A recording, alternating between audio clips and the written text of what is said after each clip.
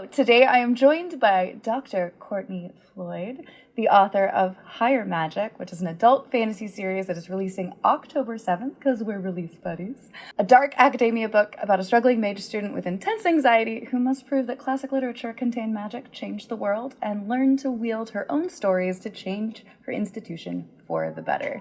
Which, oh my gosh, heck yes.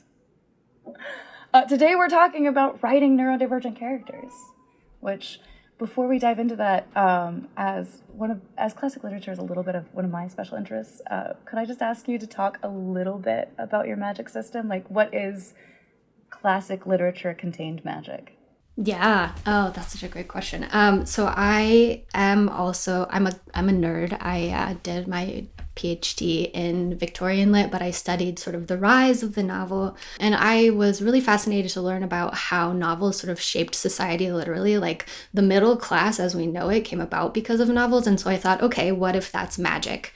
What if sort of these books are spells that change reality in the process of being read and loved? So that's sort of the seed of that magic system and that idea. Oh, I love that. That's amazing.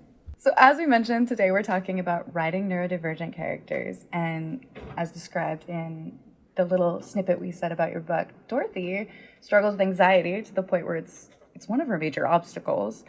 Can you talk a little bit about what inspired this aspect of the character? I drew a lot on my own experience in grad school and conversations that I had with peers. So I also have intense anxiety.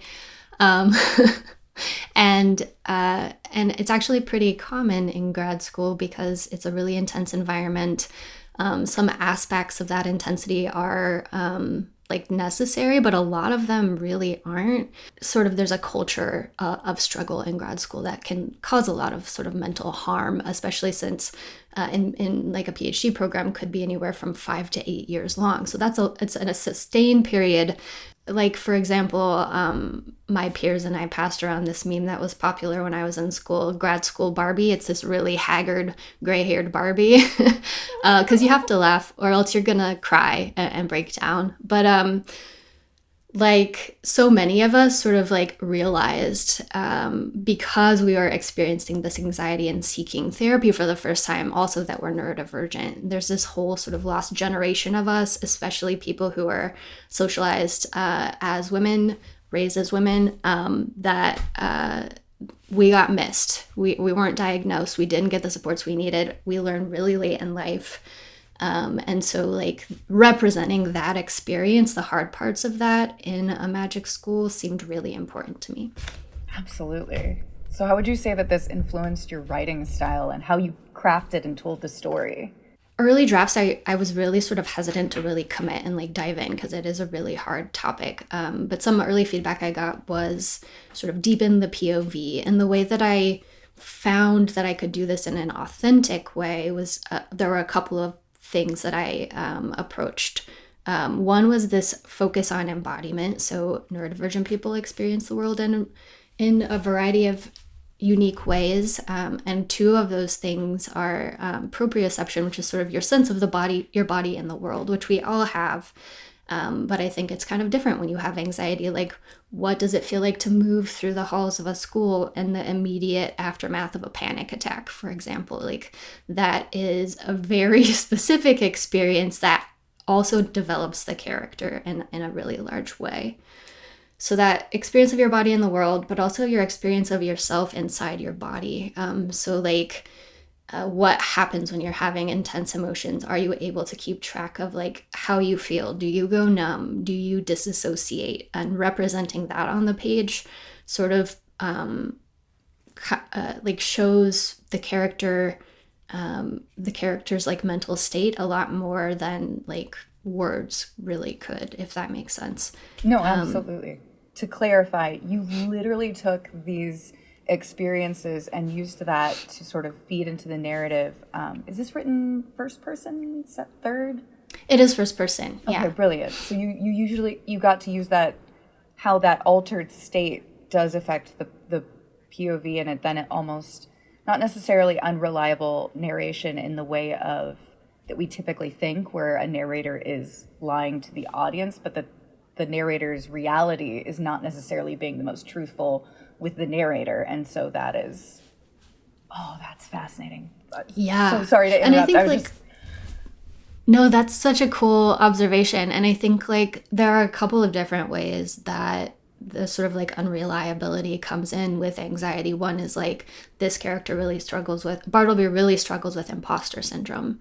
And part of that is internalized ableism, which I think we'll talk about a little bit later, but also like this sense of always being like in fight or flight mode when she perceives everyone around her being comfortable and really thriving.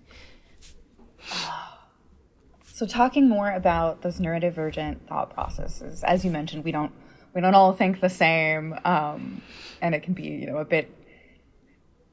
When trying to explain your thought process, or essentially how your mind works, to someone who might not either share your particular kind of neurodivergence or someone who's neurotypical, it can be a bit disjointed trying to marry those experiences and the comprehension.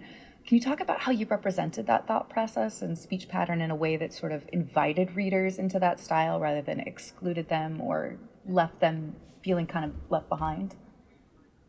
Yeah, I think that I thought a lot about that, especially as I was doing edits, because you really sort of want the smooth reading experience, but also the authentic sort of representation. And so I really leaned on my side characters for this. Like when you're in a group of friends, right, you kind of interpret each other, you riff on each other, you sort of like explain each other to outsiders and that kind of thing. And so some of that can happen as sort of like organic friend group translation happens. Or like if you're new with someone, like another way I approached this was having sort of Bartleby's inner monologue about like how she is presenting herself to the world, because I think neurodivergent people are aware that this is happening. We're stressed about it happening. It makes it even worse that it's happening, right? So sort of like those meta levels can help readers understand that like this is an intentional sort of logic weirdness that's happening, and that like it has consequences for the character in her world. As we like to say, it's a feature, not a bug, even though it may seem like a bug, even to the person experiencing it often. But just using that as a jumping off point, I love that you're using this narration and this way of depicting it as sort of creating a path for empathy and understanding about these thought processes and patterns. And I think that can be a beautiful way to deal with that internalized ableism that we have, whether it's in ourselves or even in the people around us. So how did you find tackling that idea of internalized ableism in this book? Yeah, it was interesting because I learned about my own internalized ableism as I was writing this. I do a lot of work in my day job with supporting disabled and neurodivergent students in higher ed. And so I know the theory on paper, but sort of like grappling with it and myself as I'm working on my character. It was a lot. Versus internalizing. Especially when you think about things a lot, you're like, no, I know it. Like, I know it. And it's like, okay, but it's not. Yeah, exactly. But I started to think about imposter syndrome as a sort of way that internalized ableism manifests, right? Like, I'm not enough. I don't belong here. Because it's this like, it comes from a lot of the time, like not meeting these frankly ridiculous standards of like what it means to be successful or professional that even like neurotypical people struggle to meet because they're ideals. I don't think they should be, but they're sort of like, not like feasible, like livable realities for most of us. But that's like something that the character or that Bartleby really has to sort of grapple with. Like, what does it mean to belong in a space? Does it have to look like that? Like what I think belonging looks like for other people. And what if I could never belong in that way? Is there still a way for me to feel like I belong here? So, kind of heavy. I think like but cathartic, I balance it out with relatable. whimsy and yeah. as I'm agreeing with you, it's a very weird question to ask, but I know you have so much like passion around this. Why did you feel it was important to show this aspect of the neurodivergent experience of internalized ableism, both with your community and within yourself especially? Yeah. So I think this is something that a lot of people deal with. It's a part of neurodivergent experience that we don't talk about or we don't see very often in literature, and especially for like other people who have done graduate degrees or that kind of thing, like this lost generation I mentioned earlier. A lot of my peers have come to this late life realization that they are neurodivergent. So there are so many of us, and we deserve stories about our experience. And so really it's sort of an anthem to those folks and all of the amazing things they're doing in the world. Oh, that's beautiful. It's like a little hug for the heart. I don't know. It just made me... Yeah. I like that.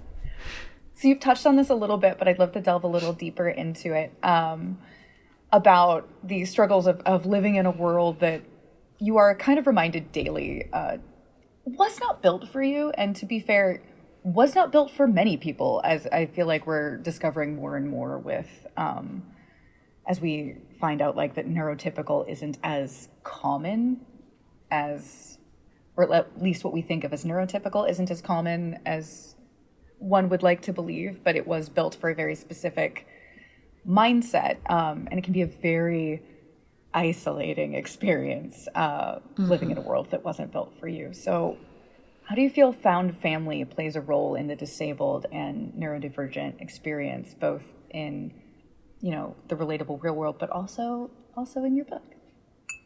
Yeah.